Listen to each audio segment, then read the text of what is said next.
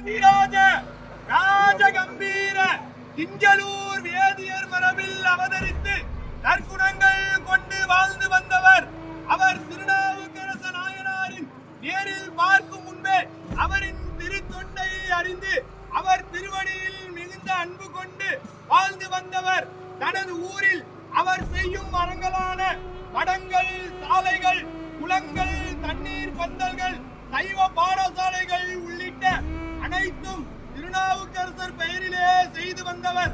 தனது இல்லத்தில் உள்ள அளவை பாத்திரங்கள், பசுக்கூடங்கள் தனது குழந்தைகள் திருநாவுக்கரசு என்று பெயரிட்டு அழைத்து வந்தவர். இவ்வாறாக திருநாவுக்கரச பெருமானின் திருவடிகளை தலைமேற்கொண்டு அன்போடு என்றும் வணங்கிக் கொண்டு திருத்தில்லை அம்பலத்தே ஆடும் கூத்த பெருமானின் திருவடியில் சேர்ந்தவர்.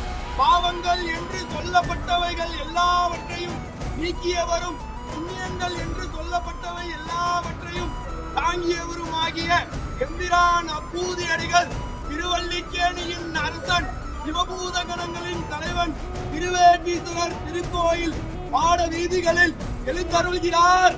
வருகிறார் வருகிறார் வருகிறார்.